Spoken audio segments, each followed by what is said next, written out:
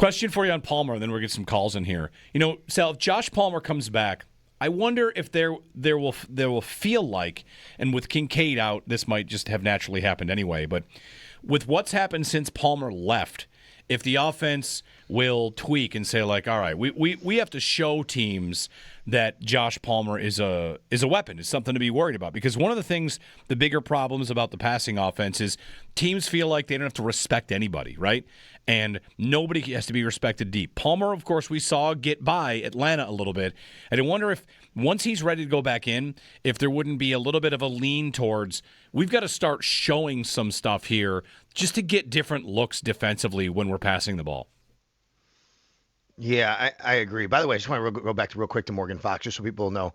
He did have 6.5 sacks a few years ago, and then 5.5 after that. Like, he could be a pass rushing, like, I'm not saying he's Michael Hoyt. He would play that role, though. Right. You know what I mean? I wanted people to know, like, so I'm glad you brought him up, Jeremy, because we don't know. Like, they could wind up signing him. He would play that role.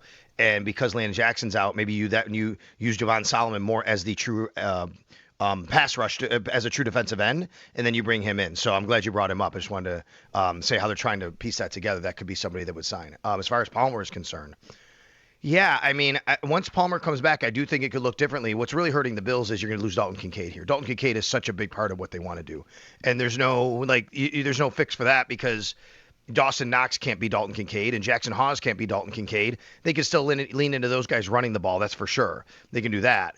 But Joshua Palmer and Dalton Kincaid being out has been an issue. One of them being out has still been a problem, but it gets a little bit better. But Joshua Palmer coming back can at least help you maybe move some parts around on the offensive side. And we know that that's what Joshua Palmer does. He's a guy that can help you. He can separate better than the other guys in a lot of ways.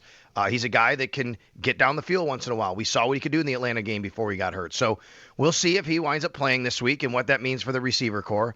I know a lot of people have been clamoring for Samuel or Moore to play that role. And for some reason, it just hasn't materialized for either one of them to be able to be that guy that they rely on to get down the field and throw the ball to him in that intermediate to deep area.